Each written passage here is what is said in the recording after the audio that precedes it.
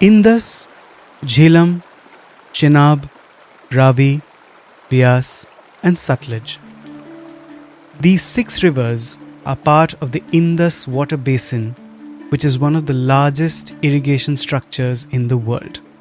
It's a huge life-giving system that 300 million people rely on. And that system, those 6 rivers, are now the most powerful weapon in a conflict between countries that rely on them the most, India and Pakistan. At the heart of this conflict is the Indus Waters Treaty. Signed in 1960 after 9 years of negotiations, it is a water-sharing agreement between India and Pakistan brokered by the World Bank. It's widely considered one of the most successful and resilient water treaties globally, surviving 6 decades of hostilities and 4 full-scale wars between the 2 countries. But the history of the treaty has been anything but smooth, marked by disputes, disagreements, and complex geopolitics. Earlier this month, the situation reached its deepest waters after the latest terrorist attacks on Pahalgam in Jammu and Kashmir. One of India's first retaliatory steps was to hold the treaty in abeyance. Prime Minister Narendra Modi said water and blood cannot flow together at the same time. खून और पानी साथ साथ नहीं बह सकते. And what is Pakistan's response? An act of war is what they're calling it. So, what is the history of the Indus Waters Treaty? What have been the disputes around it? What does holding in abeyance mean? Can India suspend the treaty? What are Pakistan's worst fears from India's move? Can this lead to another war between the 2 countries? On the other hand, what opportunities does the suspension open up for India in terms of water and hydropower projects? Also, if the treaty is reviewed, does it set a precedence that can be beneficial to other border states in India that have rivers but are starved of water? Listen on as ET's Executive Editor Politics Pranab Dhal Samanta and Senior Editor Anubhuti Vishnoi answer all these and more questions.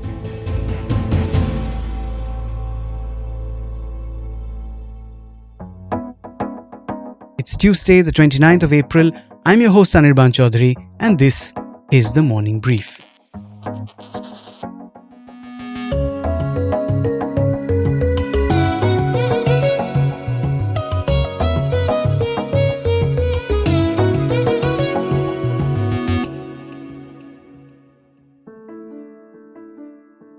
The story of the treaty starts with a man called David Lylenthal. Now, Lylenthal was a famous American public administrator known for leading massive infrastructure and energy projects in the US. How is he associated with the Indus Water Treaty? Well, he visited India in the early 1950s, went back to the US, and wrote a seminal article called Another Korea in the Making. In that article, he warned that the dispute between India and Pakistan, fresh out of partition, remember, could spiral into full-fledged war. So, he suggested the following: divide the management of the rivers between the 2 countries, not politically but functionally. Let engineers and not politicians solve the water sharing problem. And most critically, bring in the World Bank, which was then a young institution, as a neutral facilitator. Here's Pranab. He in some ways suggested that, there's one area where they can actually cooperate is sharing of waters, because both countries sort of depended on agriculture at that point in time. And Pakistan, Punjab in particularly depended on waters coming through the Indus River system. And so a suggestion was made in his articles, which later the World Bank took up And remember, this is the first agreement where you have a third entity entering into the fray, which is the World Bank. It was also those days when India was trying to, have those resolutions put through in the UN. So it was felt somewhere that this was a good starting point to at least have a meaningful meeting point where both countries were interested in sort of sharing the river waters for common good. Now, the rivers are critical to both countries, but it's an absolute life stream for Pakistan. Why? Well, about 90% of Pakistan's agriculture relies on irrigation, making it one of the most irrigation-dependent economies on earth. The Indus River system, that is Indus plus its tributaries, accounts for 80% of Pakistan's water supply. Remember, Pakistan has among the lowest per capita water availability in the world. That's 1,000 cubic meters per person per year, dangerously close to the water scarcity threshold, which is 1,700 cubic meters. Without guaranteed access to Indus waters, Pakistan faces catastrophic food insecurity. In fact, for Pakistan, IWT is not a treaty. It's a survival pact. So, according to the river sharing agreement, the eastern rivers, Ravi, Byas and Sutlej, were allocated to India, whereas the western rivers, Indus, Chenab and Jhelum, were with Pakistan. But India agreed to let Pakistan use 80% of the water of all the rivers, even though most of them originated in India. This was seen as a goodwill gesture post-partition. But over the years, we found that as development, etc., took place, at some point in J&K, the need for electricity and power and the constant surveys showing the tidal power potential of the Indus Valley system, especially on Jhelum and Chenab, it was felt that more power projects, tidal power projects could be made so that the state of Jammu and Kashmir can get, now Union Territory of Jammu and Kashmir, can get a good source of power supply. Not just that, but also sending it onto the grid and also making some revenue out of it. So when these plans sort of took shape, that's when the problems started. And Pakistan was not very happy with power projects coming up on the Indian side. And all kinds of rumor mongering also started that, India is going to store water, India is going to release water at will flood the plains of Punjab, etc. So I think that's where the problem actually began. So over the years, this has become like the most uncomfortable cohabitation arrangement ever. Like a marriage of convenience from which neither partner can walk out, but one will try every single trick in the book to make it absolutely miserable for the other. So, the treaty allowed India to use the western rivers, even the western rivers, for non-consumptive purposes, which meant it could set up hydroelectric power projects. And it did. The treaty also said that those projects had to be something called run-of-the-river projects, which means water is diverted from a river, it is passed through turbines to generate electricity, and then it's released downstream again. Which means there are no reservoirs to store water or obstruct its flow. India followed that too. Nevertheless, Pakistan tried to put a spanner on every single one of those projects. Here's Anubhuti. So I'll go back to the first project which came to the IWT, which was in 1970. This is the Salal project of Chenab again. Now, since this was 1970, India, and then, soon after you had the Shimla Accord, because we wanted to maintain a lot of goodwill around that, India gave a lot of bilateral concessions. We ended up reducing its height, eliminating the operating pool, the under sluices in a dam. So what happened was we compromised on so many of these things, it would just get silted up every time. And since we did not have flushing rights, which we don't have till now, within 5 years, the project was badly silted. And its sustainability has been hugely compromised. The project is working at like less than half, 50% of its capacity. Okay, so Why does India need to give concessions if it's a non-consumptive project? I mean, the treaty allows for those projects, right? yes, but the treaty allows Pakistan to raise issues of concerns around the design of a Okay. project. Only run-of-the-river projects are allowed on our side.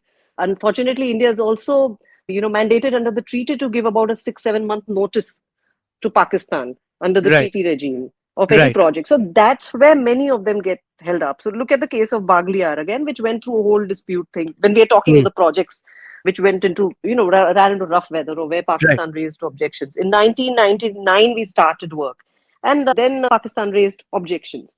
It took, and a neutral expert had to be appointed in that case. And it's in 2008. So you've got, look at the number of years, good a decade, till Hmm. the Hmm. neutral expert gave a go ahead. Then you had in 2006 Kishan Ganga project. Kishan In Ganga. Right. 2000, so 2007 we start, and then it is halted in 2011. Again, amid all this, it went to the court of arbitration. One issue was sorted out. Pakistan raised another one, related to flushing. So again, it was held up. It's taken years and years, and 2016, and yet it is still stuck. Because they raised yet another issue. It's still now, of course, with a neutral expert. Okay, so now remember the treaty was brokered by the World Bank. Did it make efforts at resolving disputes? Well, yes, it implemented a two-pronged strategy. A court of arbitration that Pakistan wanted and a neutral expert that India had called for. The duality of the mechanism made the whole conflict resolution process complex, convoluted, and counterproductive. In fact, a body called the Permanent Indus Commission was also set up for dispute resolution. Did it work? No. Here's Pranab. India's understanding of the dispute resolution mechanism, that is Article 9, is that it is a graded process. First, the Indus commissioners meet. If that doesn't work out, then you go to the neutral expert. If that doesn't work out, you go to the court of arbitration, which is bizarre, but unfortunately, the World Bank allowed that to happen in Kishan Ganga. And here's Anubhuti. It is also up in the air. Why did the World Bank allow two simultaneous proceedings? Correct. Right. So India raised an objection, sent a notice to Pakistan on 25th January 2023, I think. Yes, sent a notice and said that this is you cannot have simultaneous proceedings. It's a staged process. First have bilateral discussion, then the second stage is neutral expert, and the third is a court of arbitration. So if neutral expert has started, you cannot concurrently do court of arbitration, which was happening in this case. India refused to participate in the court of arbitration finally. Arbitration, correct. So India has given notices to Pakistan, I think 4 of them, if I'm not wrong, to come to the negotiating table and remodify the treaty, right? For this reason, the permanent Indus commissioners have not met, I think, in a year's time, over a year, because India Since says 2022, yes. Yeah, because they say that if you don't, we want to modify the treaty. Now the Pakistanis are not coming on the table for that. I would say India is also, so a loss of faith or trust deficit in the dispute redressal mechanism, which is provided under the IWT. That has seeped in, I think, and that is where you see these meetings are not happening that often. The Permanent Indus Commission hasn't met, as I said, since May 2022. No meeting is scheduled just now. So, like I said, the treaty has withstood several armed conflicts: 1965, 1971, and the Kargil War in 1999. But post the Uri attack in 2016 and the Pulwama attack in 2019, the Indian political establishment began to toy with the idea of reviewing the treaty, even hinting at leveraging water like a strategic asset. And then, like I said, the recent attacks at Pahalgam were kind of the last straw, or if you want to look at it the other way, the biggest opportunity. Now, India has kept the treaty at abeyance. So does it mean it has suspended the treaty? More importantly, can it suspend the treaty? Here's Anubhuti. First of all, Indus Water Treaty has no clause for suspension or even leaving the treaty. It's supposed to be a permanent treaty or agreement, right? So there is simply no exit or abrogation clause. Right. Suspension is not the right term to use in this treaty for now, because that is a very formal official process which requires, that India gives a notice for suspension. And even if it's done unilaterally, it is a legal, formal process. Please remember, India's the Water Resources Ministry is written to its counterpart in Pakistan, saying it is holding the treaty in abeyance. Of course, there is a lot of legal, very interesting legal language around the communication sent, because it does cite fundamental change of circumstances. It cites India's old notices to Pakistan seeking modification of the treaty, but it is still not what many are seeing is it's not an end to the treaty. And the interesting part with holding anything in abeyance is that it is, not time specific. We can hold it in abeyance for a while, really, for as long as we do not find, say, a terra firma on which we can negotiate a deal again with Pakistan. Okay, now critics of India's move, primarily in Pakistan, have cited something called the Vienna Convention on the Law of Treaties, signed in 1969. Remember, 1969, that's 9 years after the Indus Waters Treaty was signed. The Vienna Convention, among other things, says that a treaty can be suspended if one of the parties breaches the terms of it, or if there are fundamental changes in circumstances. So while neither India nor Pakistan are signatories to that Vienna Convention, it is oft cited as sort of a mother rule book on treaties. So is it true that India has no valid reason to keep the treaty at abeyance or ask for its revision? Here's Anubhuti. No, if we look at the communication sent by India last week, it links the fundamental change of circumstance with its notice, which it has sent to Pakistan earlier in 2023 and 24, where it has sought modification of the treaty, saying ground situation has changed. Some of it is repeated in the latest communication. When we are saying ground scenario has changed today from when the treaty was inked in 1960, we are talking about demographics, they're saying. We are talking about clean energy requirements. And also the important part is India has underlined it as a breach of trust because of terrorist acts being perpetuated by Pakistan. Why is that important? Because while this treaty is not bound by the Vienna Convention at all, because this is pre-1969, what happens is that the Vienna Convention does have a clause which allows a country to exit a treaty signed, when it says that there are citing unforeseen fundamental changes of circumstance. So India has framed its notice in that language. So I think it is opening a legal avenue, that side. Now remember what I said. Pakistan really, really depends on that treaty and the water it gets as a result for its sustenance. Now, in global water law, if you will, India is what is called an upper riparian state, which means it is located closer to the source of the river. Remember, I said most of them originate in India, while Pakistan is a lower riparian state, which means it is downstream. Now, Pakistan's fear is that India can obstruct the flow of water to it, or that it can flood parts of Pakistan. Can it? Here's Pranab. See, a lot of it is a bit of a hype, frankly, because nobody is going to stop the flow of river water into Pakistan. What they fear is that India will build large dams and control the flow of water, which can happen because India is an upper riparian state and they are a lower riparian state. And any lower riparian state is always worried because the amount of water is always regulated according to the need of the crop, right? You don't want to be flooded at the wrong time. You don't want to be famined at the wrong time, or you don't want a drought-like situation at the wrong time.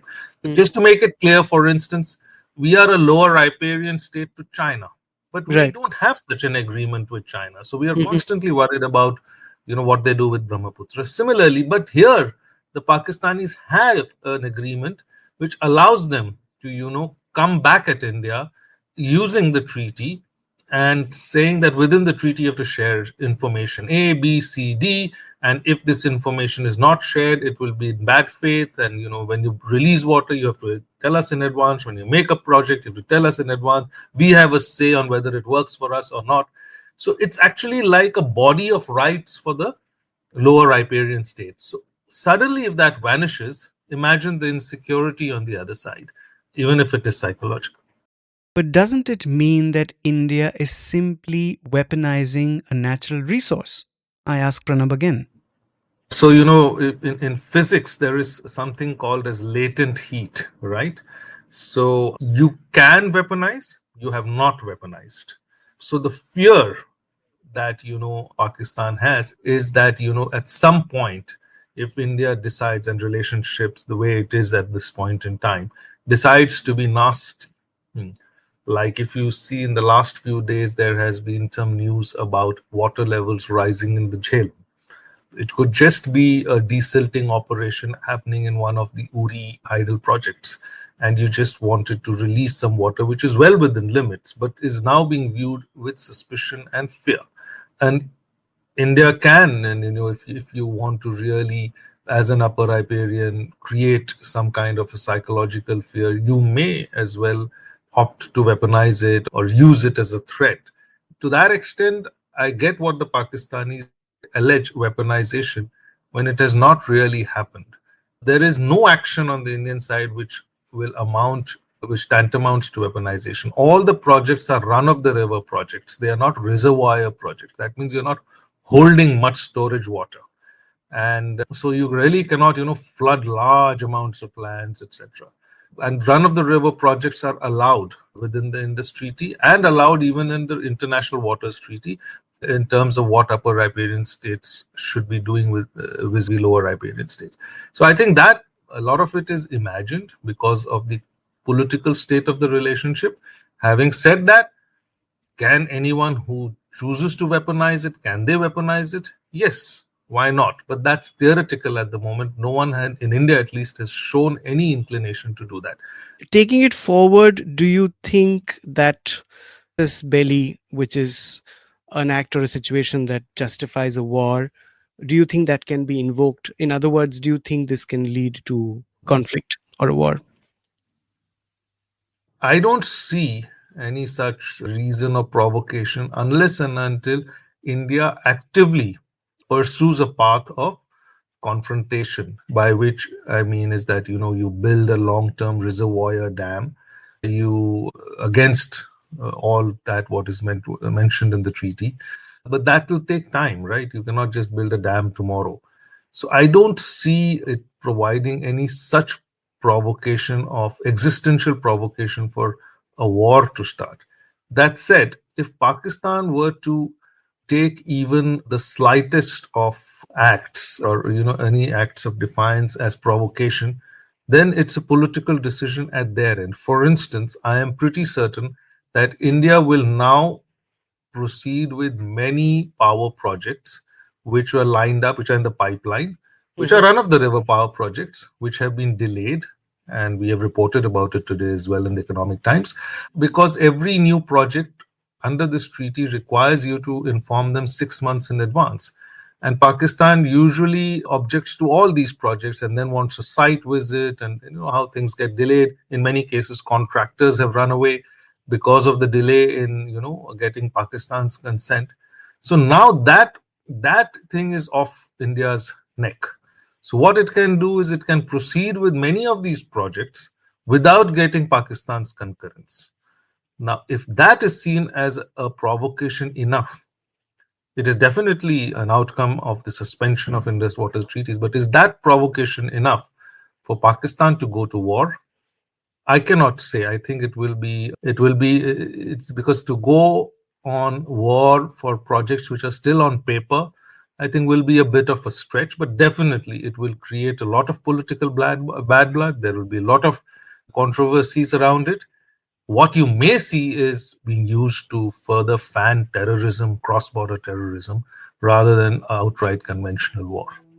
Be that as it may, India is, as Pranab said, going ahead and fast-tracking many of the hydropower projects. Now, these projects can generate up to 20,000 megawatt of power for Jammu and Kashmir, up from 4,000 megawatt that it enjoys now. In fact, the Indian government is drawing up a 3-stage plan, short, medium and long term, to make this possible. Here's Anubhuti. Yes, so hectic discussions are on in the government of India between various ministries and agencies on finalizing these a three-stage process. Short term, I think we are already seeing some movement in terms of the recent communication by the Water Resources Ministry to Pakistan, holding the treaty in abeyance and seeking a review of the treaty. So that is the first step, and that we are hearing that we may be looking at things like beginning flushing of some of our existing hydroelectric projects. So that would be more short term, I'd say. Midterm is the bigger and the more important part here, because that means we can start working on some of our projects. We've reported today itself that at least 5 key projects which could add up to 3,000 to 4,000 megawatts in J&K, and these are yet to get IWT clearance through their own dispute redressal mechanism. So if we hold the treaty in abeyance, the question being asked is, can we just proceed ahead with them if they have received all of the green clearances and technical clearances? Do we really still need to go through the IWT or intimate Pakistan? Because that would delay the projects. So that is one very key idea and priority area just now, to move ahead with these. And the long-term plan is to look at future projects that may take a little longer, may take a decade, to fully utilize our share of waters under the Western River system. So that is where we are. It is still a developing issue and developing story. So we have our eyes on the ball. We are trying our best to get as much as we can on it. So that is where it stands now. I wanted to ask Pranab a lateral question. What if the treaty is reviewed? Would it set a precedent for other border states which are as starved of water? Can there be, for instance, an agreement with China, which has arguably unfairly used its upper riparian position vis-a-vis India for years? Can things improve, especially because relations between the two countries, that's India and China, now seem to be thawing? Here's Pranab. Look, Anirban, India and China have gone through different phases of conversation, and the relationship has gone through its ups and downs. So during good periods, I'm talking about back in the 70s, 80s, even in the 90s. I remember as a reporter as well, even in the 90s, we actually used to go to the Chinese and tell them that, look, we have this great treaty with Pakistan, the Indus Waters Treaty. It has endured itself since 1960. Why don't we negotiate one with you? And this can be the model. Chinese never agreed. They were very clear. And they had major plans of river diversion of the Sangpo, taking it northwards, right? About. Now there is reports that it wants to build a big reservoir dam on the Sangpo. It never wanted itself to be chained by any agreement, even in the best of times. So if it did not work out in the 90s, when India and China had a decent conversation going between both countries, I am very, very skeptical of any such thing happening now. Okay, and finally, how is the rest of the world seeing this water conflict between India and Pakistan? Pakistan wants the UN to intervene. Will it? What about the US? It has been sort of equidistant from India and Pakistan in all of this and has been quite non-committal. What will it do? In different contexts, we've had these conversations. The geopolitical situation is quite different and tough at this point in time. The UNSC, for instance, is a divided house, right? It is very difficult to get any consensus among global powers on anything. It is very unlikely that the US would influence Pakistan to go in one direction or the other. The Pakistanis also have China on their side. China has its own set of interests, and China and US are in conflict over several issues, which you know. So in such a fractured global political system, I don't see any of them being able to influence or broker an agreement or an understanding or rescue this deal or the Indus Waters Treaty by weighing down on India and Pakistan. I don't see, some kind of a mega brokering happening at this stage, given the fractured state of global politics at this point in time. Meanwhile, ecological factors continue to loom large and dark. In a 2018 report, the World Bank had called the Indus the most intensely developed river system in the world, but also the most vulnerable. In its words, heavy damming, mega irrigation, and climate shocks mean that the Indus is fully committed. No more water is available to divide up. NASA, via its GRACE satellites shows that the Indus Basin is losing groundwater at one of the fastest rates on Earth, even faster than aquifers in drought-hit California. Think of the Indus Basin as a giant ancient superhighway, but instead of cars, it's carrying snowmelt, history, and political tension. What lies ahead? Let's see.